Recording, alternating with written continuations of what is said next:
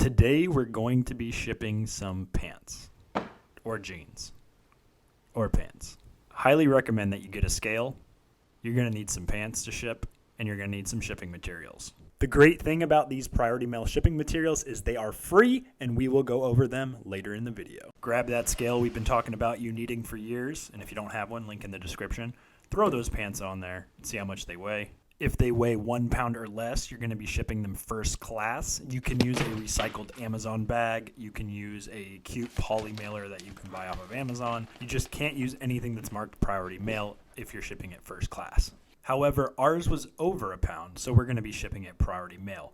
Your cheapest option is going to be the flat rate envelope, the EP14F. This is $7.40 shipped anywhere in the country. Anything over 1 pound that you can fit in this envelope is always going to be your cheapest option. I really like this envelope because it is cardboard based, it is recyclable and biodegradable. But maybe your pants are too long, and in that case, you want to try the legal flat rate envelope. This one's a little bit more expensive to ship at $7.70 because it is a little bit longer than the regular flat rate envelope. Its legal name is the EP14L, also cardboard based, recyclable, and biodegradable. And if it fits in here and not the other envelope, highly recommend that you use it. And if it still doesn't fit, you're going to want to try the padded flat rate envelope, the EP14PE. This envelope ships for $8 flat. It's made out of low-density polyethylene, so it gives it some give when you pack it. It is recyclable. However, if your customer opts for throwing it away instead of recycling it, they're probably going to kill some leatherback turtles.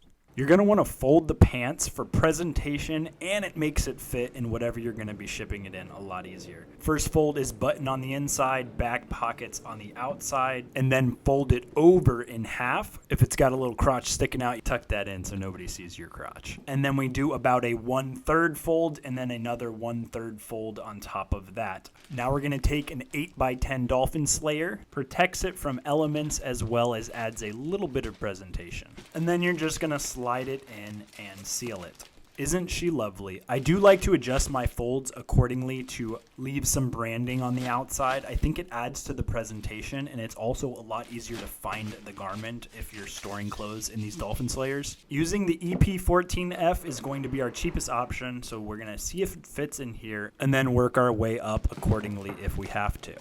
Luckily, it fits pretty good. It's allowed to bulge. Just because it's called flat rate doesn't mean it has to be flat. It's just a flat rate. And for demonstrational purposes, if you have a really thick pair of pants, like 2C's thick, you can fold the flat rate envelope a certain way to make it wider. I will probably come out with a specific video on this origami contraption. Let me know in the comments if you think a tutorial on this would be helpful to you. And if you haven't already given the video a thumbs up, make sure to do that before we rip off the adhesive and then bring it down to do the final seal. Press down tightly on the adhesive, make sure both sides are bonded, and you might want to put a piece of tape over it just in case. Then you're going to purchase and print out your shipping label depending on which envelope you used. Peel and stick that label or cut and tape that label and affix it to the package. And then put the pants with all the other outgoing packages. Then you got to get the package in the mail. You could hand it to a postman, put it in your mailbox. I prefer to go to the little drop box next to the self-service kiosk. Yes, the kiosk, not the kiosk. But that's pretty much the video. Thank you guys so much for watching. If you haven't already, please give it a thumbs up. And if you haven't already subscribed, consider subscribing. If you have any questions or corrections of how I pronounce things, put them in the comments section. I will put a link to all of the free and not free supplies in the description for your convenience. And I'll talk to you in the next video. Bye.